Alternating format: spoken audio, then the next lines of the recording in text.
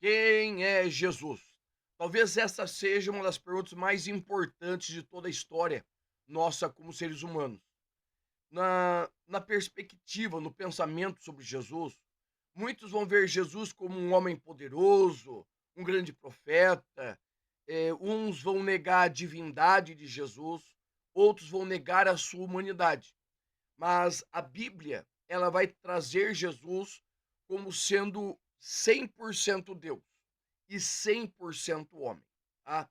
Então, quando esta verdade é compreendida, não apenas no exercício aqui na nossa teologia, mas ela é aplicada na nossa vida, ela é um ponto vital para a nossa fé e a nossa salvação. Se Jesus não fosse verdadeiramente Deus, ele não teria poder para me redimir, não teria poder para perdoar os nossos pecados. Se Jesus não fosse verdadeiramente homem, ele não poderia ser o nosso representante diante de Deus na cruz do Calvário. Por isso, ao longo da história, a igreja cristã, ela sempre defendeu essa doutrina e muitas heresias, inclusive o que nós vamos ver hoje, vão lutar contra este Jesus que é 100% homem e 100% Deus. Nesta lição, a lição de número 7, nós vamos mergulhar nesse ensino bíblico sobre a natureza de Cristo e nós vamos examinar os desafios históricos que a igreja enfrentou e nós vamos entender porque esta verdade continua sendo essencial para a vida cristã. Então eu quero te convidar para estar conosco na lição de número 7, a natureza humana e divina de Jesus. Para você que já me conhece, né? Eu sou o pastor Emerson, sou o apresentador deste programa, tá? E é sempre um prazer ter você conosco na nossa escola bíblica online. E deixa eu apresentar para você esse material aqui. Esse é o subsídio teológico que eu escrevo para toda lição. Toda lição tem um subsídio teológico.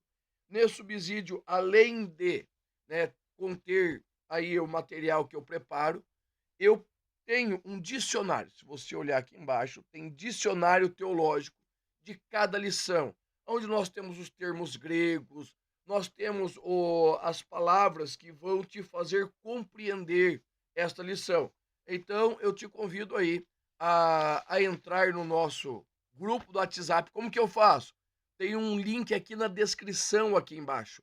Nesse link você entra e automaticamente você vai fazer parte da nossa turma de escola bíblica, curso teológico, e eu vou mandar para você este material, certo?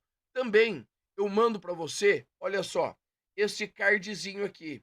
Esse card, toda semana você entrega ele, todos os dias, né? Você entrega ele para os teus alunos.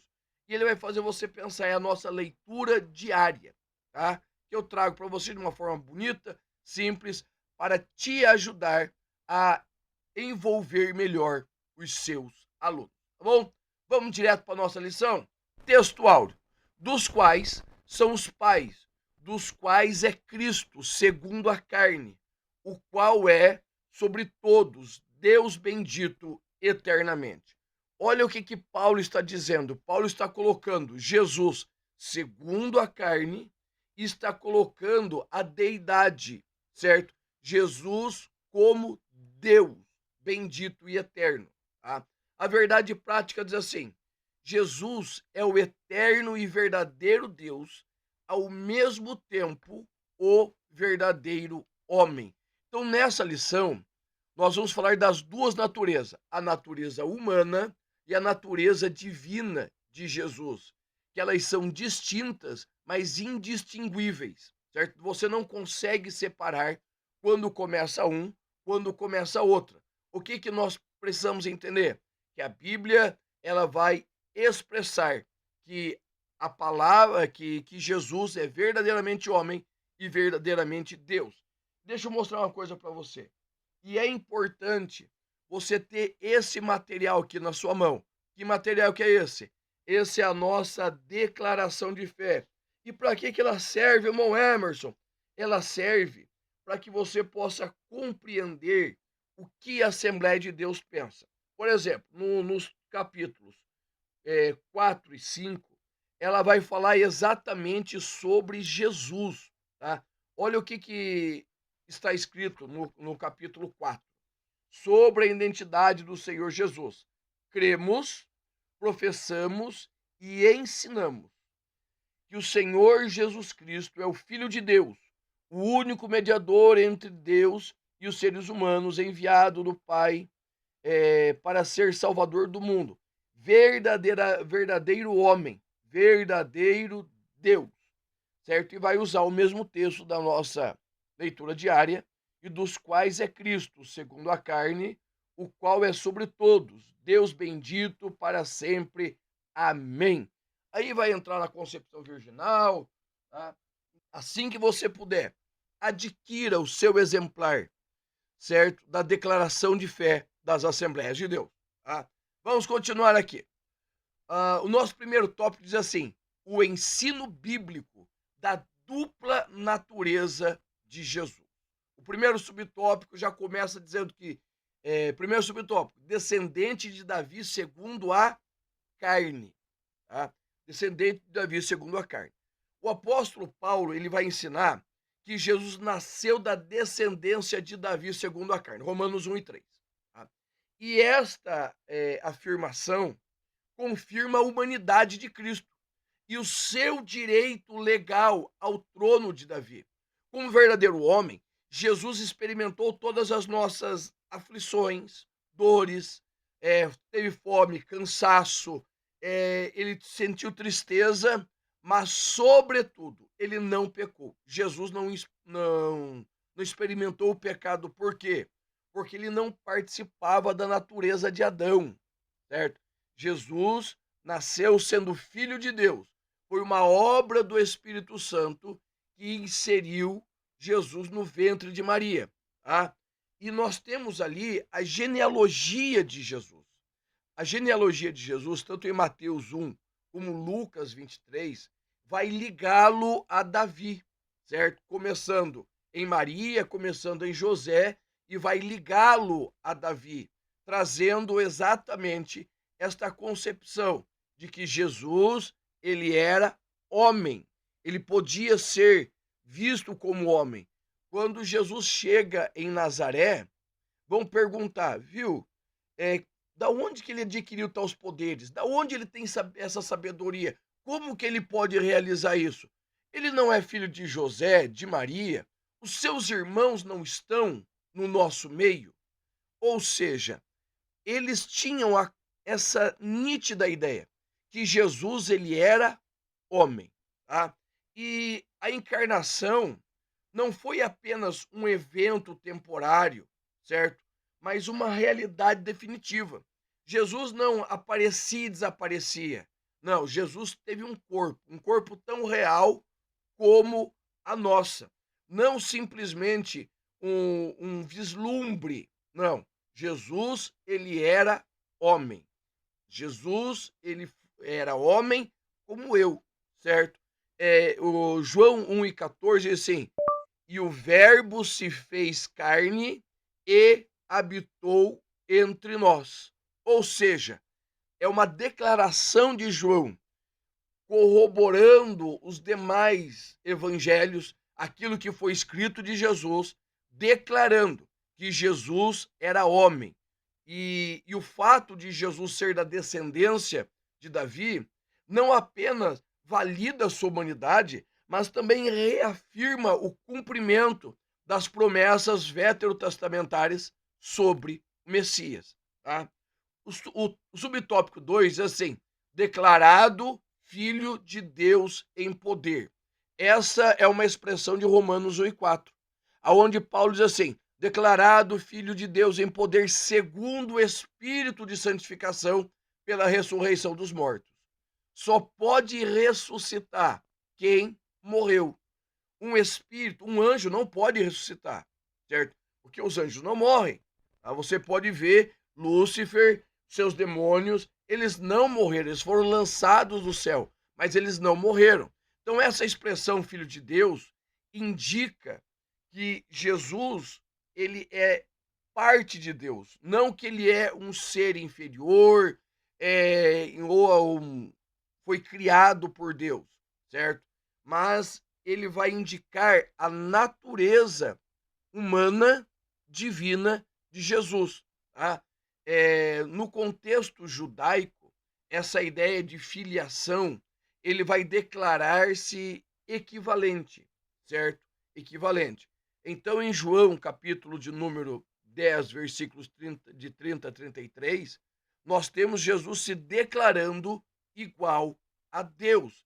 E Jesus demonstrou em todo o seu ministério atributos que eram exclusivos de Deus. Por exemplo, a onipotência quando ele acalmou a tempestade, a ressurreição de mortos, né? Lázaro, a filha de Jairo, né? Em João 11, de 43 a 44, sua onisciência ao conhecer o pensamento das pessoas, Mateus 9, 4, a sua onipotência, quando ele promete estar com os discípulos todos os dias até a consumação do século, em Mateus 28, 20.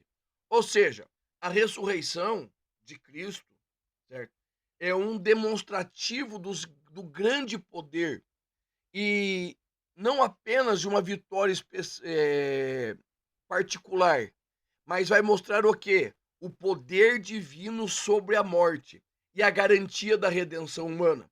Quando Paulo escreve aos Coríntios, ele vai cantar um hino no capítulo 15, que ele vai tratar a morte como o último inimigo, que foi vencido por Cristo, e nós venceremos com ele também, certo? Através dele nós venceremos, tá? Então, o poder demonstrado por Jesus em sua ressurreição nos assegura que ele não é apenas um profeta ou um mestre moral, como os das religiões orientais, como o islamismo prega, mas ele é verdadeiramente Deus encarnado sobre todas as coisas. E no nosso subtópico 3, nós temos o antigo hino cristológico. Tá? Veja bem, desde os primórdios, desde o começo da igreja, certo? Os nossos primeiros irmãos, eles já declaravam que Jesus era homem e era Deus. Filipenses capítulo 2, versículos de 5 a 11, né? Paulo vai fazer a citação deste hino e ele vai dizer assim: e ele não teve por usurpação ser igual a Deus, Filipenses 2 e 6, ou seja, ele considerou que sua posição divina não deveria impedi-lo de ser servos. Aí nós temos a doutrina do kenosis, que é do esvaziamento. Só que esse esvaziamento não é que ele, quando desceu para encarnar, ele deixou de ser Deus. Ele apenas temporariamente deixou a sua glória, certo? Deixou a sua glória. E isso precisa ficar claro. Por que ele deixou a sua glória? Porque homens não conseguiriam suportar. Você lembra de Pedro, Tiago, João, quando Jesus estava no Monte da Transfiguração? E Jesus transfigura-se ali, a palavra metamorfose, tirar aquilo que está dentro e trazer para fora.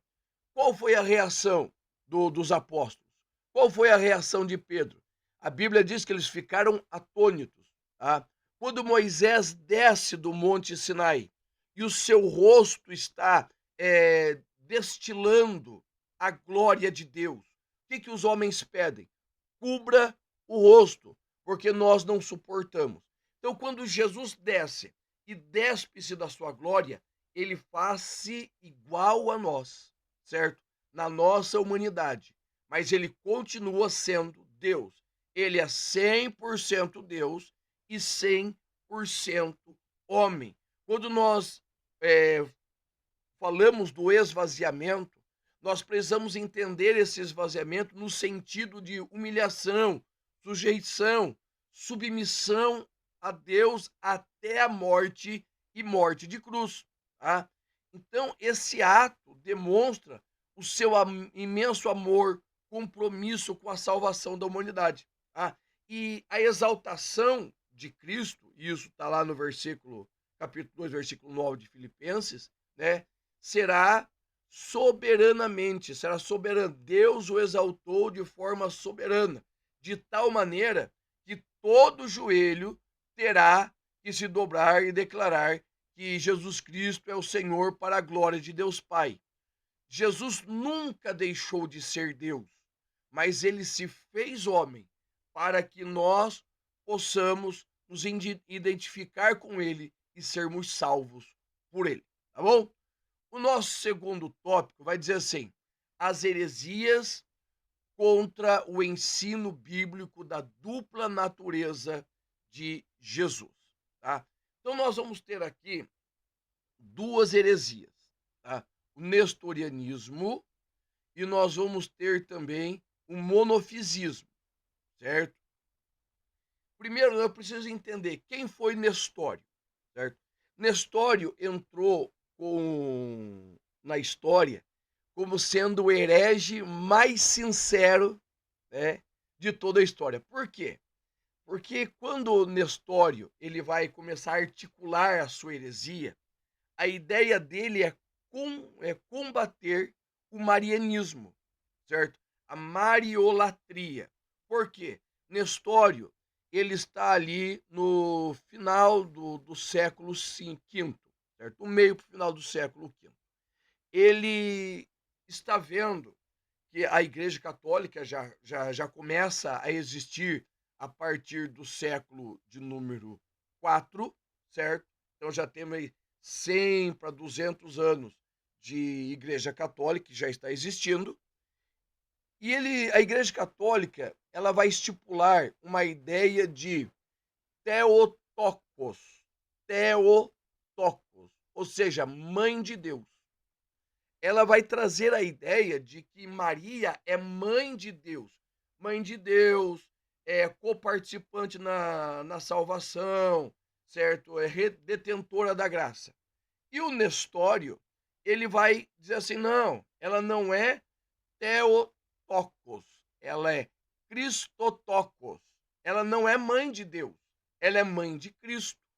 E quando essa visão apareceu, ela gerou uma grande controvérsia dentro da igreja. Por quê? Porque dava-se a entender que Jesus era duas pessoas separadas, uma divina e uma humana, unidas apenas externamente. Ou seja, havia como se dentro de Cristo houvesse uma divisão, o humano para um lado, o divino para o outro, e somente o corpo, certo, que carregava as duas. Tá? E isso, irmãos, foi duramente combatido pela igreja no concílio de Éfeso, certo? O concílio de Éfeso vai se levantar, os pastores, bispos, lembra que nós já falamos de concílio? Que é uma reunião de pastores, bispos, né, para definir doutrinas bíblicas. Então, nesse concílio de Éfeso, a ideia de Nestório ele foi rechaçada, tá? Mas houve alguns resquícios. Agora, no subtópico 2, eu vou falar para você com mais clareza sobre o nestorianismo, certo? Então, essa doutrina, ela sustentava que Jesus tinha duas naturezas completamente separadas, como se fosse duas pessoas totalmente distintas. Sabe quando a gente fala hoje de bipolaridade, aonde em determinado momento uma personalidade surge e de repente outra, certo? Quando uma pessoa ela tem um distúrbio psiquiátrico, psicológico, certo? Que ele tem duas ou mais identidades, tá? Então, de repente, tá tudo bem, um amorzinho, e logo a pessoa se transtorna e uma outra personalidade totalmente distinta surge, tá? E essa ideia do nestorianismo falava exatamente disso, que Jesus tinha duas naturezas, a humana e a divina separada, tá? Se Cristo fosse duas pessoas separadas, como ele poderia redimir toda a humanidade, tá?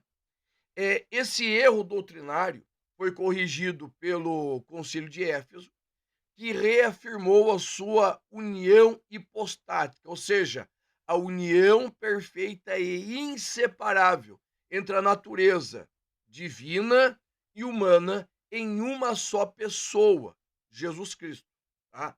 Mas o nestorianismo, mesmo que foi combatido, tudo, mas sempre fica alguém que quer seguir, tá? Então ainda ficou alguns grupos no Oriente, a igreja assíria do Oriente continua com essa ideia que Jesus é duas pessoas diferentes. O nosso terceiro subtópico vai falar sobre o monofisismo. Monos, único, physis, natureza. Ensinava que após a encarnação, Cristo possuía apenas uma natureza, certo? E que natureza é essa? Era a natureza divina, que absorveu completamente a humanidade de Cristo, tá? Ou seja, não havia o Cristo homem, era somente o Cristo Deus. E por que que essa doutrina surgiu? Veja bem, Nestório começou a sua heresia para combater a mariolatria. O monofisismo, certo? Ele vai surgir exatamente para combater, certo? O nestorianismo, certo? Eutique, que é o proponente dessa heresia, ele vai dizer: não, não existe duas naturezas, é apenas uma natureza, a natureza divina. Quando Jesus encarnou, certo? A natureza divina completamente absorveu a natureza humana de Jesus. Então, segundo Eutique, Jesus era apenas divino, tá?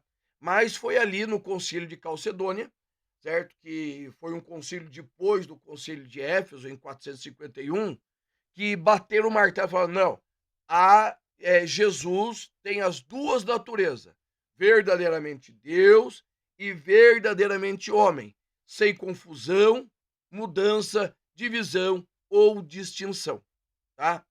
E para nós encerrarmos esse tópico, o subtópico 4, esse da especial tem 4 subtópicos, vai falar exatamente do Concílio de Calcedônia, certo? Por quê? Porque ele foi um marco para a cristologia. Porque você começa a ver lá do ano 300, Conselho de Nicéia, e vem vindo, eles estão defendendo a cristologia, tá? Veja bem, irmãos, as doutrinas bíblicas, elas vão sendo fortalecidas com os anos e elas vão sendo reafirmadas. Então, esse conselho de Calcedônia, ele vai colocar uma pedra final. Jesus é 100% homem, 100% Deus. Uma só pessoa em duas naturezas, plenamente Deus, plenamente homem. Essa decisão, ela tornou-se base para a cristologia ortodoxa, que é a que nós utilizamos até hoje, e é aceita pela grandíssima maioria das igrejas cristãs ao longo dos séculos, tá? Então, Assembleia de Deus, Batista, Presbiteriana, Quadrangular, Deus e Amor, as boas igrejas que nós temos aqui no Brasil, todos eles defendem Jesus como o homem e Deus, 100% homem e 100% Deus, tá entendendo? E isso, irmãos, é declarado, tá?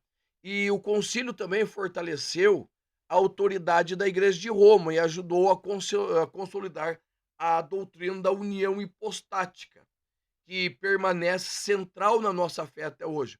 O que é união hipostática? É que Jesus é hipostase, que vem de pessoa, substância, certo? Jesus é uma única substância com o Pai. É a mesma substância do Pai, certo? E falando da humanidade, Jesus é uma única pessoa, certo? Deus Pai, plenamente Deus e plenamente homem, tá?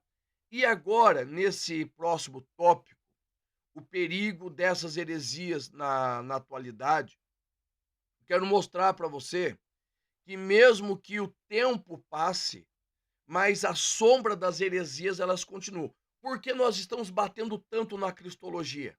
Porque a cristologia é a base da nossa fé, certo? Então vamos lá. Primeiro tópico, os monofisistas. Embora eles tenham sido condenados lá no século V, concílio de Éfeso, o concílio de Calcedônia, certo? Tenha combatido eles, a influência deles permanece, de tal maneira que nós temos visto de uma forma muito agressiva, o fortalecimento da doutrina unicista, certo? Que dá essa separação. Jesus ou foi homem ou foi Deus. Ele não pode ser Deus e homem, tá? É, é a doutrina unicista, pregando, não existe trindade, Deus Pai, Deus Filho, Deus Espírito Santo, é tudo o mesmo, tá?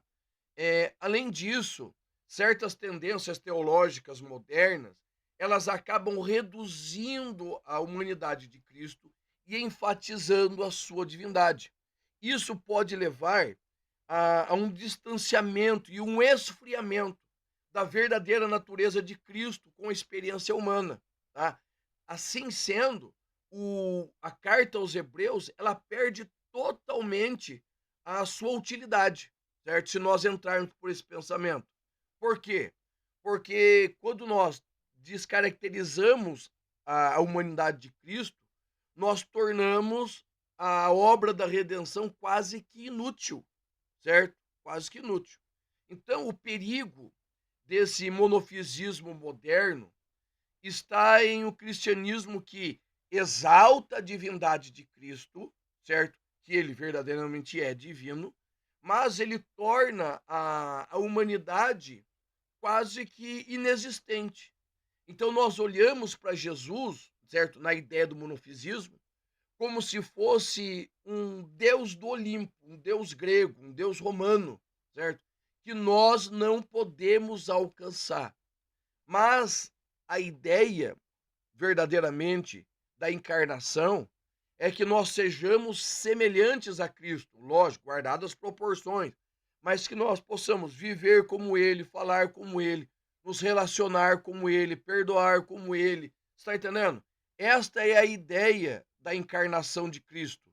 Ele se fazer semelhante a nós. O monofisismo nos separa dele de tal maneira que nós não podemos alcançá-lo. Aí nós temos a segunda heresia, que é o quenoticismo. Marca aí, quenoticismo, que vem de quenoses, Filipenses 2:7, esvaziou-se, o esvaziamento, tá? Isso daí faz parte do que nós chamamos de teologia liberal, certo? E esses teólogos liberais, eles entendem isso como uma perda parcial da divindade durante a sua encarnação. Quando Jesus se torna homem, ele se encarna, ele não é plenamente Deus, certo? Ele deixa a sua glória e a sua humanidade. Essa visão compromete a imutabilidade divina e contradiz a verdade bíblica. Pega a tua Bíblia lá e leia para os teus alunos Colossenses 2:9. E diz assim, ó, e nele habita corporalmente toda a plenitude de Deus. Olha Paulo combatendo essas heresias modernas. Ele diz, olha, e nele habita como? Corporalmente. Ou seja, a glória de Deus habita no corpo de Cristo, certo?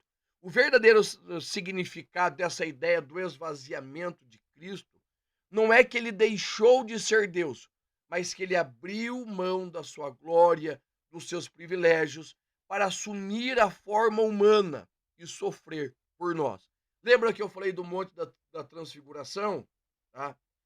Quando Jesus se encontra com Moisés e Elias, automaticamente a sua glória, certo? A glória, ela transfigura-se, metamorfose. ela sai de dentro e aparece. Ele revela diante de Pedro, Tiago e João quem ele é, a sua glória. Eles ficam como? Embasbacados. Eles ficam atônitos. Por quê? Porque o homem não pode suportar a glória. Se Jesus tivesse vindo em sua glória, ele não conseguiria salvar ninguém, não porque ele não pudesse, mas nós não suportaríamos. Então, a doutrina do gnosticismo, em que Jesus esvazia-se da sua glória e torna-se humano, ele não é pautado pela Bíblia, certo? Porque a Bíblia diz que nele habita corporalmente toda a plenitude da divindade. E o nosso terceiro subtópico, Mariolatria. Olha só, a, a Mariolatria é a veneração a Maria, certo? É a adoração de Maria, que pode levar a um desvio doutrinário, ao elevar Maria numa posição, certo? Que compromete a centralidade de Cristo. Quem é Jesus? Jesus é o único mediador entre Deus e os homens. Quem é Jesus? Jesus é o Cordeiro de Deus que tira o pecado do mundo. Quem é Jesus? Jesus é o único que poderia morrer por nós para que nós pudéssemos ser propícios a Deus. Por quê? Porque Jesus era Deus. 100% Deus, 100% homem. Ponto. Tá?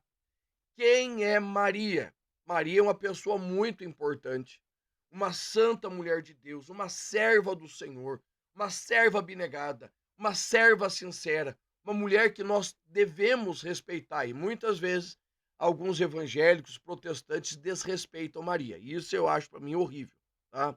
Mas nós não podemos colocar Maria em pé de igualdade com Cristo, certo?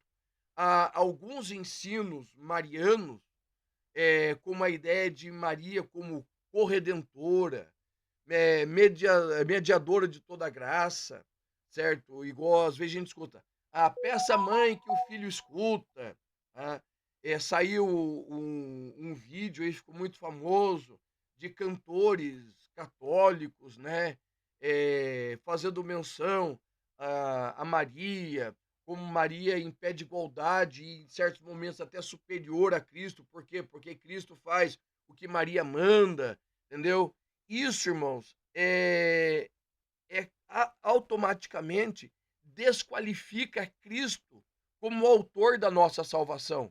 Se Maria pôde intervir, então Maria é maior que Jesus. Está entendendo? Então, é, esses marianos, eles sugerem que ela participa ativamente da salvação dos crentes.